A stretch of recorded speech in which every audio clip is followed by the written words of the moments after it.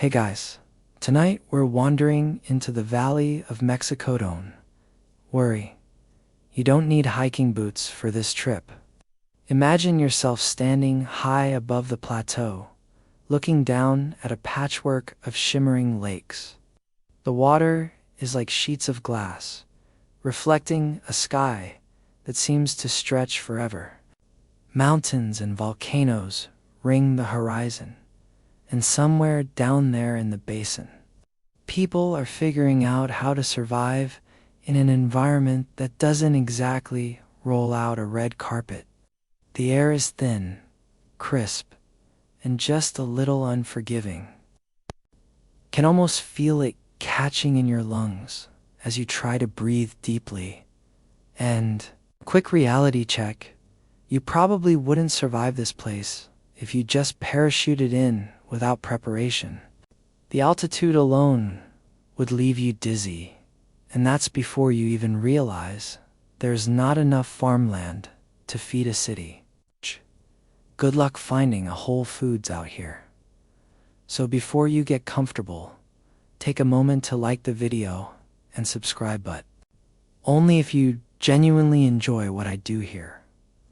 Also, I'd love to know where you're listening from and what time it is as you press play. Are you drifting off in New York at 11 p.m.?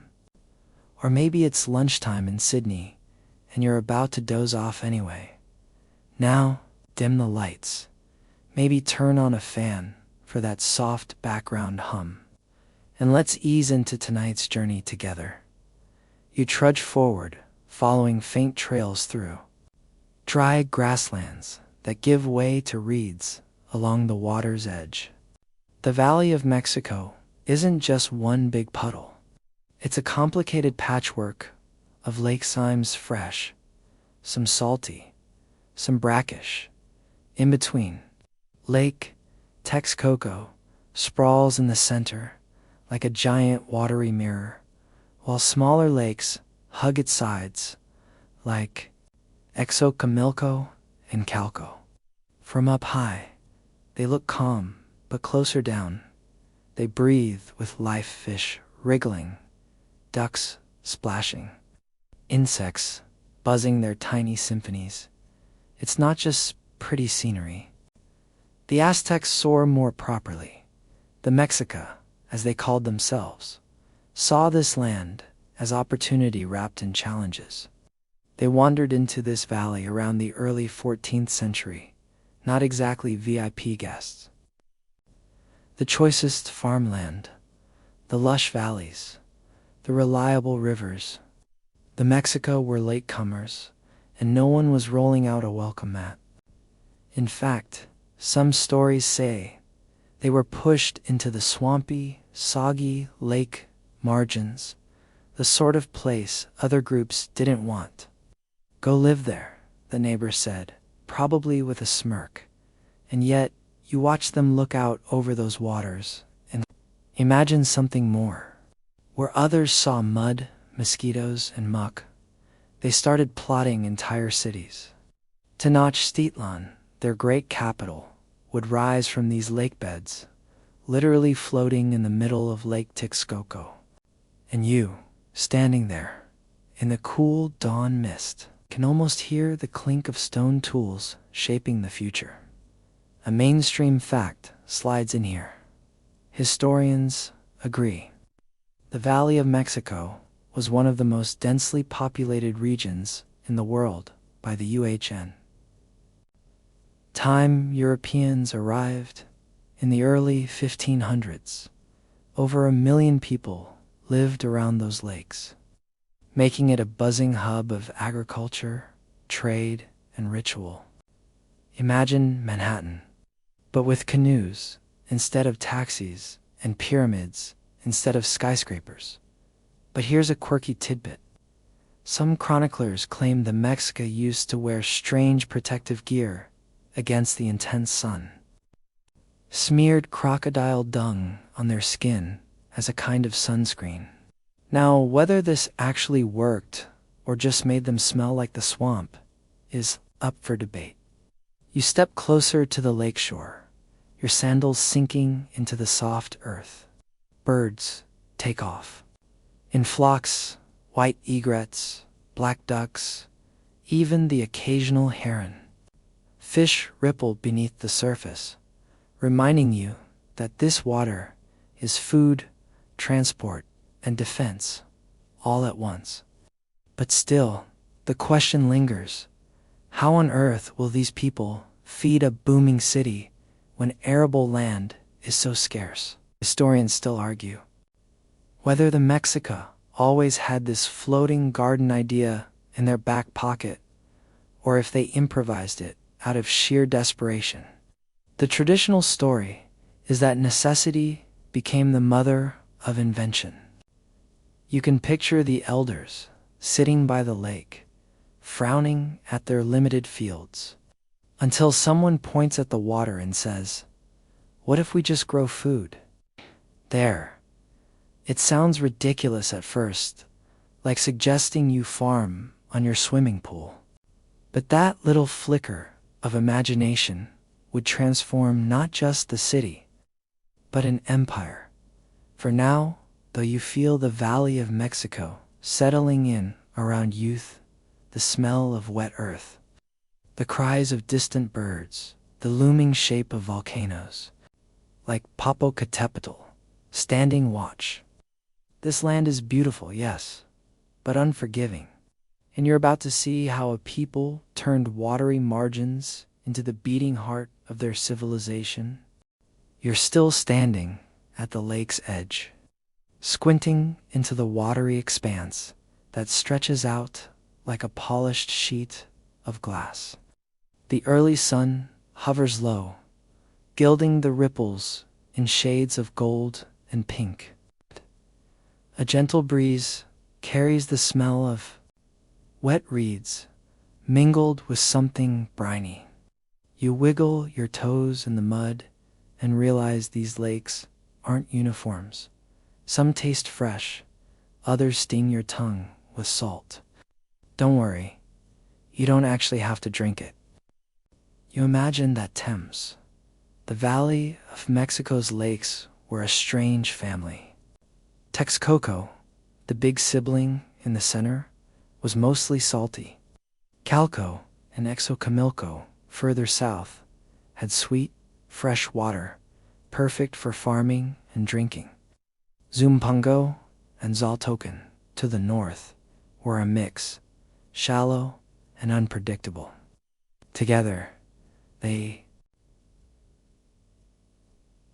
covered hundreds of square miles, broken only by narrow strips of land. It's like nature built a half-flooded jigsaw puzzle and then said, "Good luck farming on this."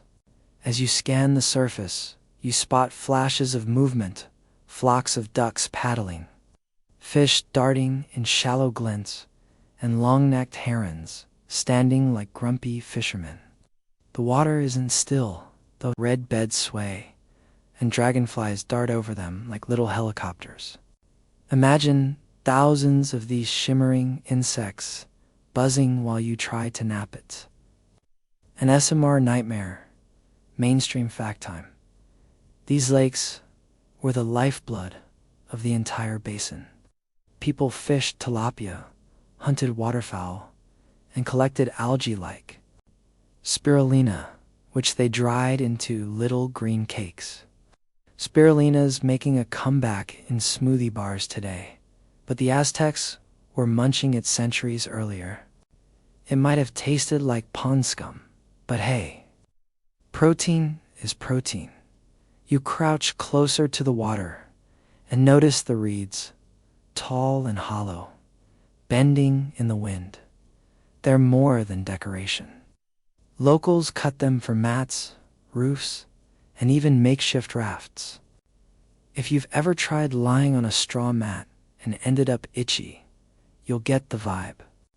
But in this world, reeds were survival tools.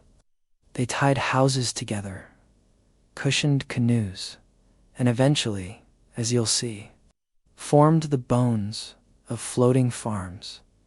And here's your quirky tidbit.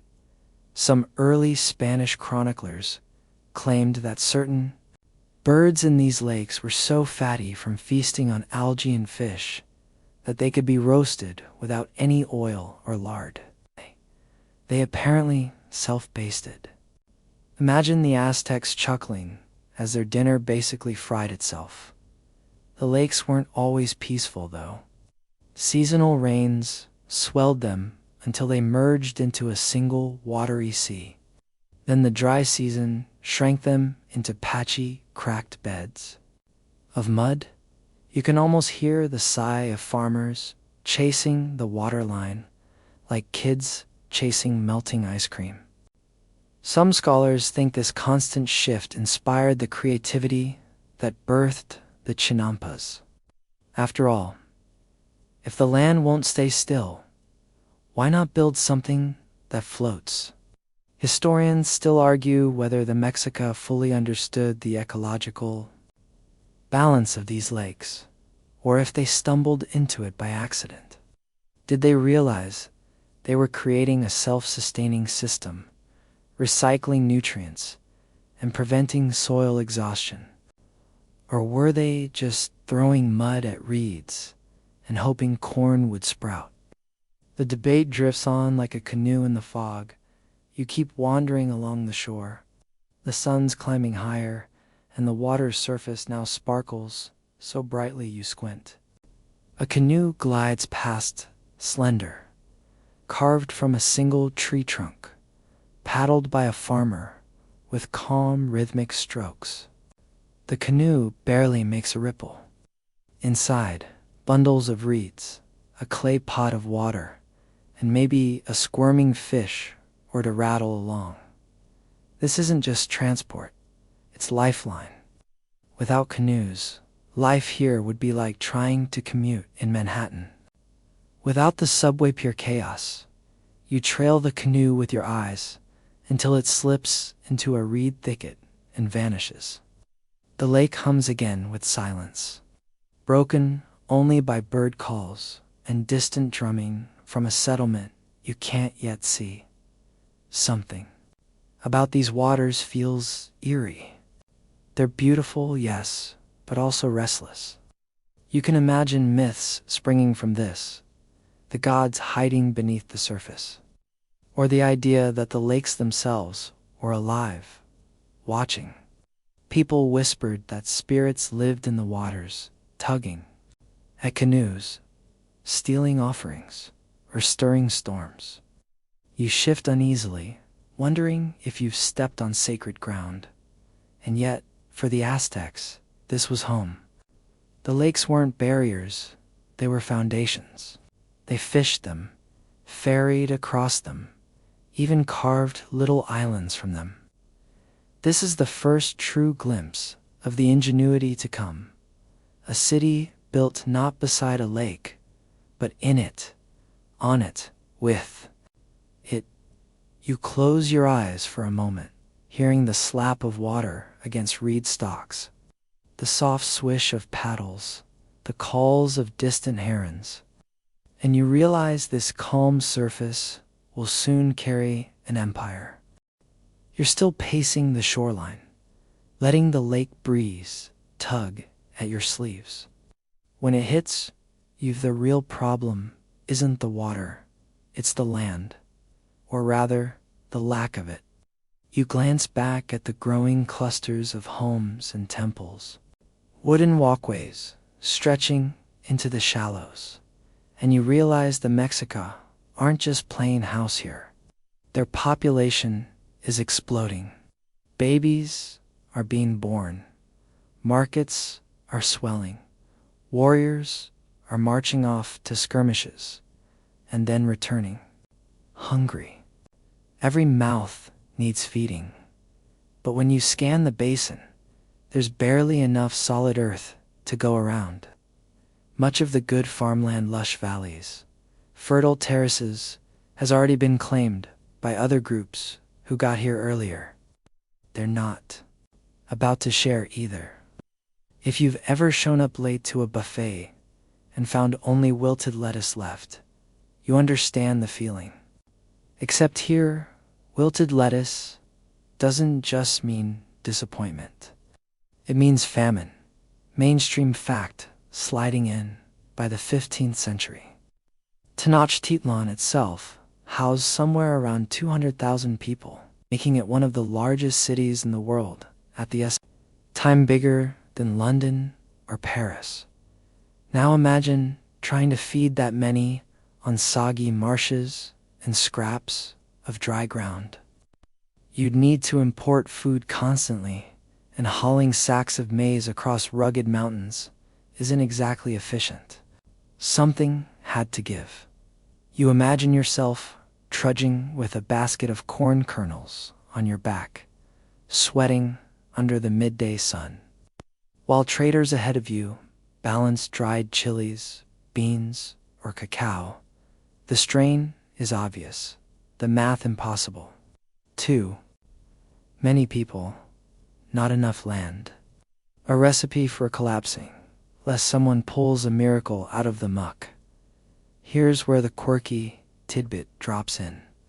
Early colonial writers claimed that during food shortages, desperate households sometimes ground up amaranth seeds mixed with honey and even human blood from ritual cuts to make offerings, or, depending on who's telling the story, emergency snacks.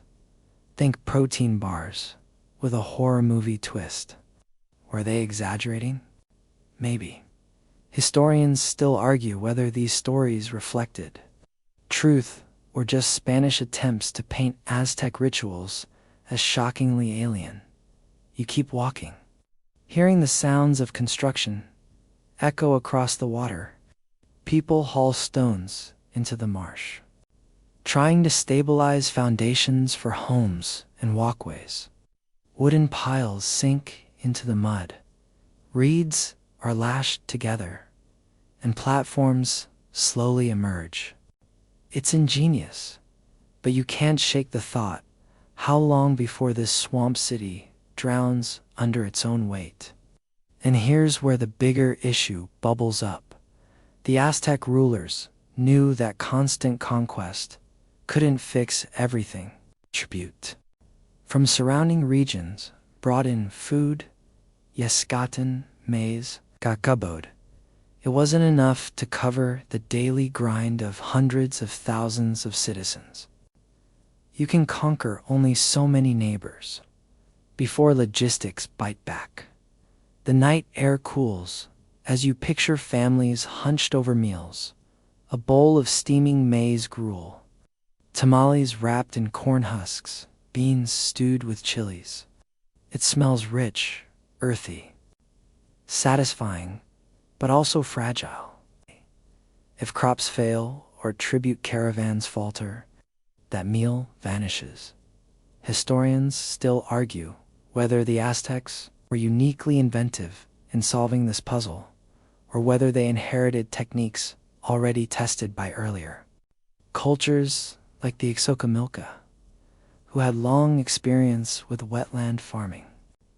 Either way, the Mexica took the idea and scaled it beyond anything their neighbors imagined. You pause, crouching again at the water's edge. The soil crumbles in your hand, too sandy, too loose. Nothing much would grow here. But across the lake, you notice something unusual. Long, narrow strips of green breaking the surface, like floating carpets. At first glance, you think it's natural growth. Then you spot figures moving among them, bending to tend maize stalks and squash vines. Canoes sidle between these strips, carrying baskets of vegetables. Your mind snaps awake. These aren't just marshy clumps. They're engineered. And suddenly, the problem of food supply has an answer, one that's so strange, it borders on magic. Why fight over scarce land when you can build more of it right on top of the water? You lean back watching the sun sink behind the rim of volcanoes. Smoke curls from the peak of Popocatépetl, glowing orange in the twilight. Drums beat from the city, and laughter drifts across the lake. The people here aren't panicking, they're plotting, they're turning desperation into innovation, and you're standing right at the edge of the idea that will redefine survival. You blink against the glare of the water, and those strange green strips across the lake keep drawing your eyes. They look like floating rafts, except taller, anchored, alive. You climb into a passing canoe. Don't worry, the paddler doesn't mind, and you glide closer, reeds brushing the sides as the water murmurs under the hull. The air smells like wet earth and growing things, sharp with the Thames of algae. Then you realize you're staring at one of the Aztecs' most ingenious inventions, a chinampa, the so-called floating garden. It isn't floating exactly, at least not like a raft. You lean over the side of the canoe and see wooden stakes driven deep into the lake bed, a skeletal frame laced with reeds and branches. Between the frames, farmers shovel lake mud and sediment, piling it up until it rises above the waterline. Each chinampa becomes a long, narrow rectangle, sometimes 30 feet wide, sometimes hundreds of feet long, separated by canals that serve as watery highways. You're basically floating through a giant green grid, each piece humming with life. Mainstream fact: chinampas could yield 7 harvests a year, thanks to the nutrient-rich muck dredged from canals. That's not farming as you know it. That's farming on fast forward. Imagine grocery store shelves that never empty, no matter how many customers storm through. For the Aztecs, this was the difference between feast and famine, stability and collapse. You step onto the edge of one. The soil squishes beneath your sandals, but holds steady. Rows of maize sway in the breeze, beans twining around stalks, squash vines crawling low. Farmers crouch, their hands black with mud, planting seedlings with quiet rhythm. You feel like you've stumbled into an orchestra where every note is green and edible. Now, quirky tidbit incoming. Some accounts say chinampas were so fertile that if you accidentally dropped a chili pepper, it would sprout before you could bend down to pick it up. Was that an exaggeration? Probably.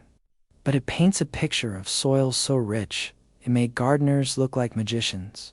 Historians still argue whether the Mexica invented chinampas outright or perfected a technique already used by earlier peoples, like the Xochimilca. Whoever gets credit, you're standing in the middle of the perfected version, scaled up to feed an empire. You watch a farmer anchor willow saplings at the corners of the plot. Their roots will grow down into the mud, their branches up into the sky, tying the garden to both water and air. It's like a living fence, holding the soil in place. Give it a few years, and those willows will tower, shading canals where canoes slip by, and then there's you, sneezing. Because, let's be real, mud plus pollen plus humid air equals allergies galore. The farmer chuckles at your discomfort, probably wondering why you're useless at something as simple as crouching in the dirt. You wipe your nose and pretend you're just admiring the view. Around you, the scene is buzzing, literally. Bees float lazily among blossoms. Frogs croak from the water's edge. And children paddle small canoes between the plots, carrying baskets of beans. The chinampa isn't just food production. It's community woven into the landscape. Even the canals double as fish ponds. Everything feeds everything else. You glance back across the lake toward Tenochtitlan, rising in the distance. From here, it looks almost unreal. Temples stabbing the sky, palaces gleaming, the whole city shimmering as if it too were floating. And in a sense, it is anchored, not just in stone, but in these green engines of survival. Historians like to point out that the chinampa system represents one of the most sustainable agricultural models ever built. Continuous productivity built in, irrigation, natural fertilization. Modern scientists drool over the idea. But back then, it wasn't a theory, it was a survival strategy.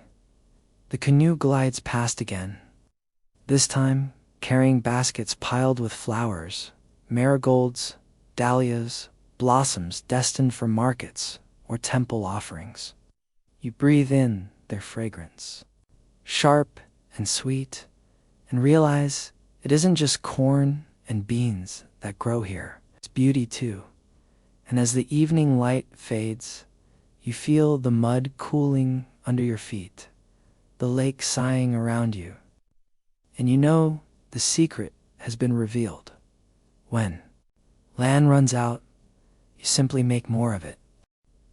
The sun is just nudging up over the horizon again, and you're standing ankle deep in damp soil on one of those chinampas, watching life unfold.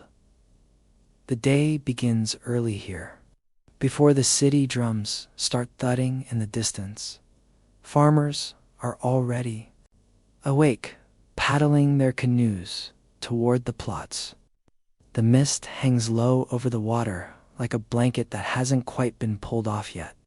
You hear the rhythmic splash of paddles, the soft slap of water against reed frames, and the occasional cough of someone not entirely thrilled about being up this early.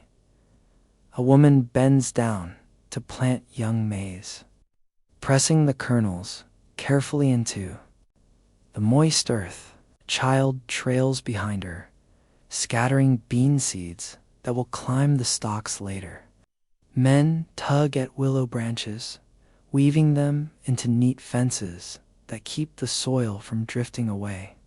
It's a choreography you didn't expect, muddy, repetitive, but precise, as if the lake itself keeps time. Mainstream fact: the chinampas didn't just feed people, they fed them well. The variety of crops: corn, beans, squash, chilies, tomatoes, herbs, and flowers meant that meals weren't bland survival rations, but colorful, flavorful dishes. Nutritionists today actually point out that the so-called three sisters, corn, beans, and squash, made a near-perfect diet when eaten together. Who needs multivitamins when your dinner plate covers the bases? Meanwhile, quirky detail: early accounts describe farmers singing to their plants as they worked. Some sang quietly, others chanted, sometimes with little jokes slipped in, like a 15th century podcast for crops.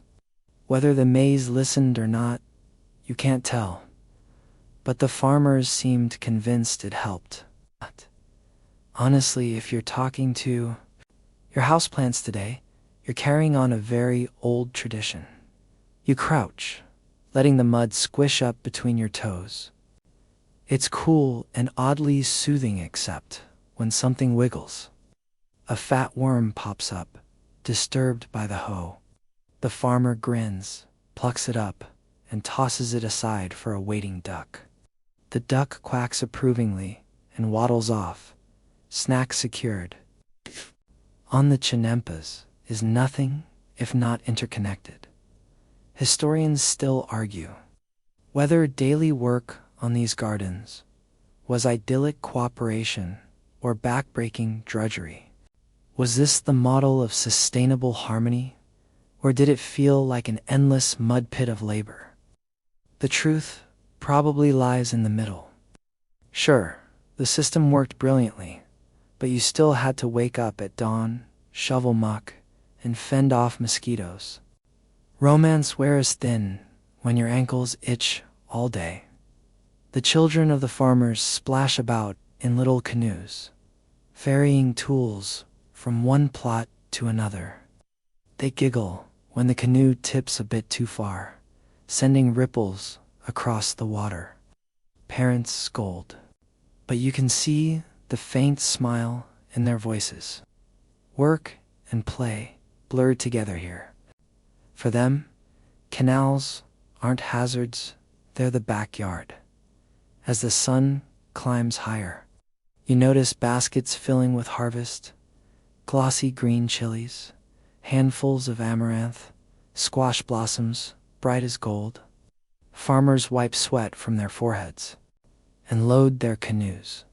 These baskets will glide down the canals into the city, where markets are already warming up. And speaking of warmth, you're starting to feel it. The sun bears down, the mist burns away, and suddenly you're baking in humidity. No sunscreen, unless you remembered that crocodile dung trick from earlier. A farmer hands you a wide straw hat, chuckling at your flushed cheeks. You plop it on, grateful, though you suspect you look ridiculous. Then comes the midday pause. People squat under willow shade, sharing tamales wrapped in green husks, sipping water carried in clay pots. The smell of roasted chilies wafts through the air. It's earthy, spicy, almost enough to make you forget the sweat dripping down your back. You sit, chewing slowly, while the world hums around you. Frogs croaking, bees buzzing, paddles dipping. Life here is repetitive, yes, but not dull. It's steady, reliable, the kind of rhythm that sustains an empire without fanfare. And as the shadows lengthen and the baskets are hauled away, you realize these floating gardens aren't just clever engineering. They're the pulse of everyday life, beating quietly under the grandeur of temples and palaces. Without them, the city starves. You wander along the narrow walkways between chinampas, the mud soft beneath your feet, and the water shimmering beside you. The scent of the soil mixes with the sharp sweetness of squash blossoms, and the air is alive with the buzz of insects. Every strip of garden seems deliberately planned. Tall maize stalks, shading beans, climbing their supports. Sprawling squash leaves, catching dew like miniature mirrors. It's orderly, yet natural, a balance between human intention and watery chaos. Mainstream fact. The three sisters planting method corn, beans, and squashes in just tradition. It's agricultural genius. Corn provides the stalks for beans to climb. Beans fix nitrogen in the soil. And squash spreads along the ground to retain moisture and suppress weeds. Modern agronomists still study this companion planting as a model of sustainable farming. You'd probably think you invented crop rotation with your little backyard garden. But the Aztecs had it perfected centuries earlier. Quirky tidbit.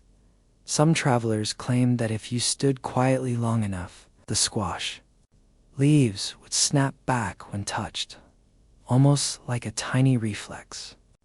Scientists today say it was probably just the wind or residual water tension. But imagine the scare factor if it really moved under your hand-muddy jump, guaranteed. You try not to flinch. Historians still argue whether the Mexica understood these botanical interactions consciously or stumbled upon them empirically. learning which plants thrived together over decades. Either way, the result is mesmerizing. Vibrant patches of green, alive with growth.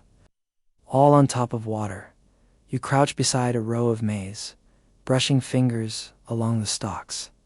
Tiny tassels tickle your palm, and you notice the kernels forming in neat rows. Some are still pale, others tinged gold. In another section, beans dangle like green lanterns, and squash blossoms open in bright yellows and oranges, attracting pollinators in lazy spirals.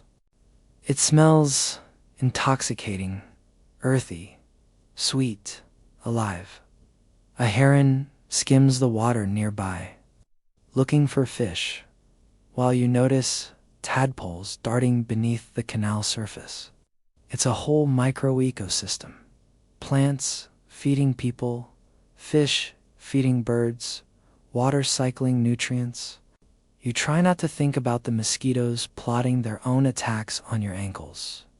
You see children running along the edges, carrying little baskets of vegetables, their laughter echoing over the water.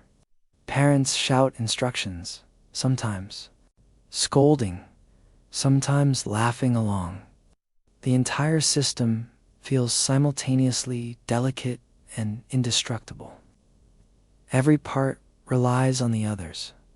Historians still argue whether chinampas were more about survival or urban planning. Was the goal simply to feed the city, or did they also shape Tenochtitlan's growth and aesthetics?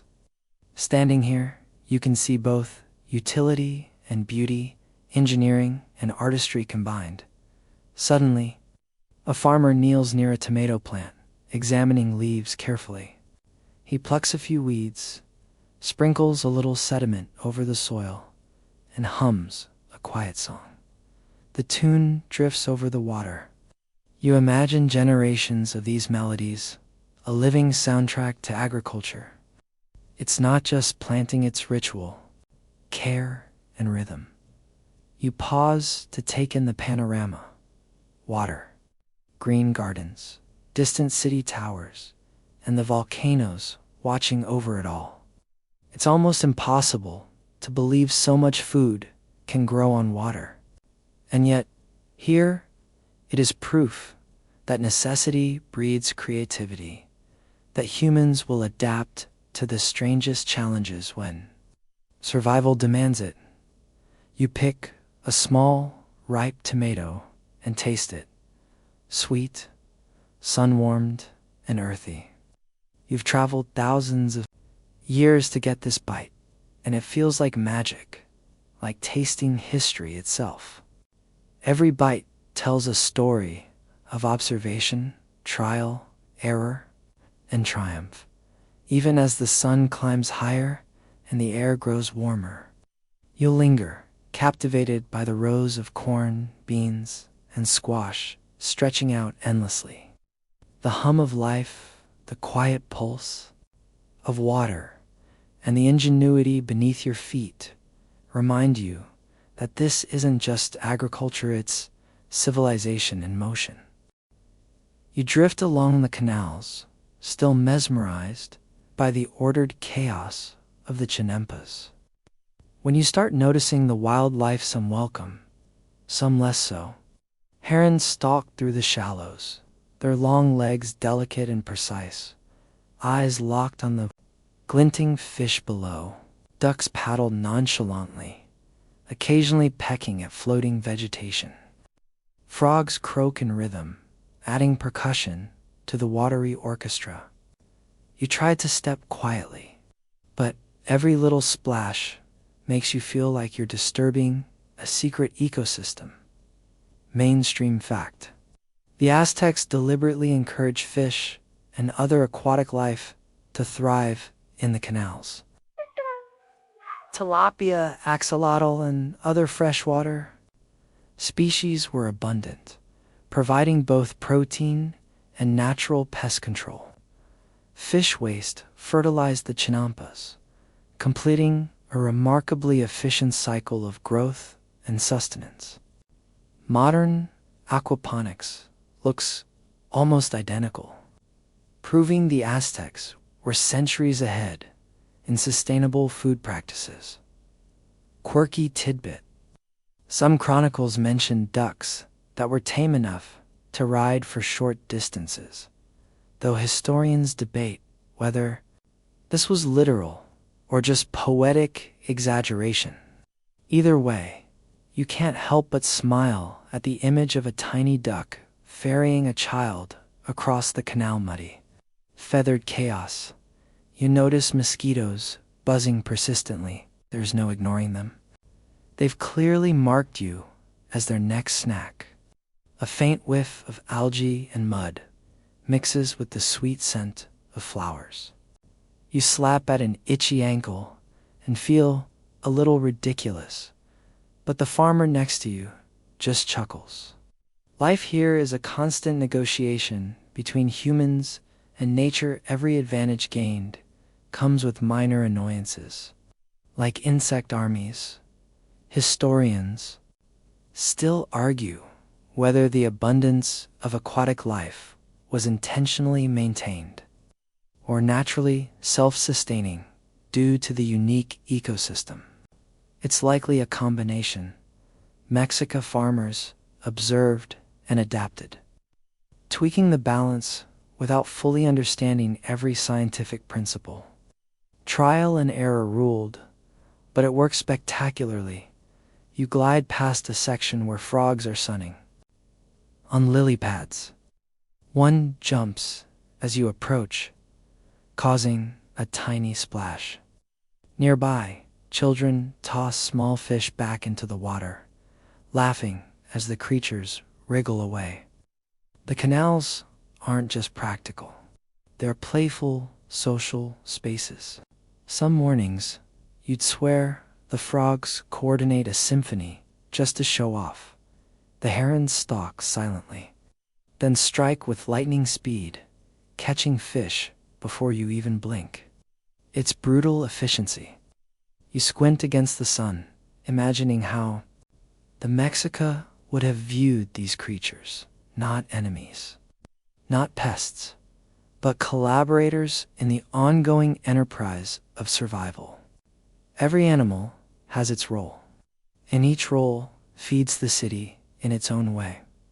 You paddle toward a cluster of tall reeds, and suddenly a splash breaks your rhythm. A family of ducks takes flight, wings flapping, sending ripples cascading across the canal. You nearly tip over, heart racing. A farmer nearby shakes his head, amused. "First time?"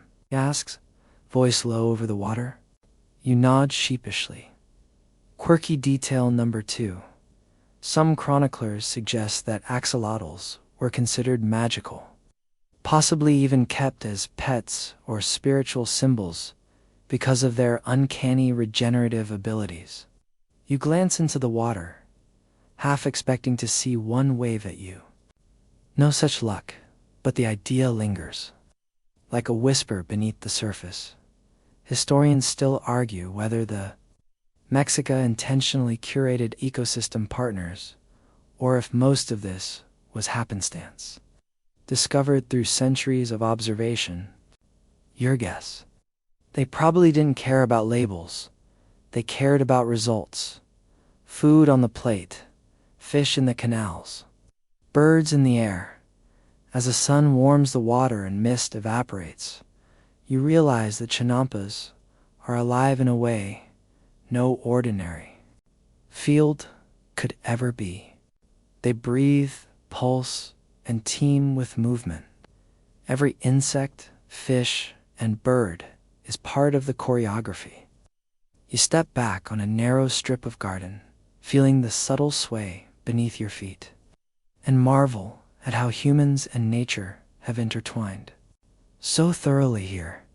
Even the persistent mosquitoes can't ruin it. Well, almost.